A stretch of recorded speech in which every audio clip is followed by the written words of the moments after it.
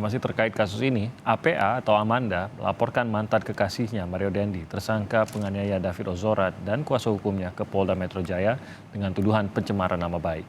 Selain Mario Dendi, kedatangan Amanda dan tim kuasa hukumnya ke Polda Metro Jaya juga untuk melaporkan Shane Lucas dan AG dengan tuduhan yang sama. Kuasa hukum Amanda menyebut dalam laporannya barang bukti sudah diserahkan kepada penyidik. Selain itu, kliennya saat ini sedang menunggu jadwal pemeriksaan penyidik atas laporan tersebut.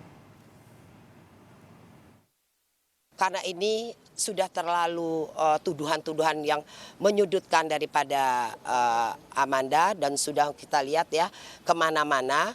Untuk itu kami sebagai kuasa hukum menggunakan upaya hukum, hak hukum dari APA, Amanda untuk melaporkan yang dilakukan oleh MDS melalui kuasa hukumnya dan kawan-kawan.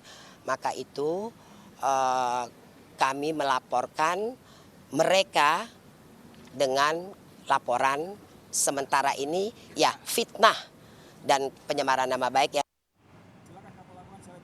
Usai dilaporkan oleh APA atau Amanda atas pencemaran nama baik, penasihat hukum Mario Dendi, Dolfi Rompas menyebutkan jika laporan tersebut tidak tepat.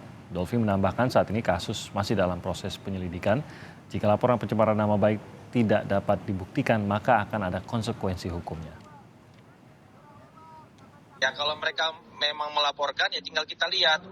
Kalau memang itu nanti dapat dibuktikan fakta itu ya kan ya berarti kan laporan mereka juga harus nanti ada pertanggungjawaban secara hukum juga. Nah, ini kan masih dalam proses penyidikan ya kan. Ya kita nanti kan dari pihak kepolisian yang nanti akan mencoba untuk menuntaskan. Ini memang dapat dibuktikan bahwa itu benar apa yang disampaikan oleh klien kami ya tentunya ya itu akan ada timbal baliknya secara hukum ya kan.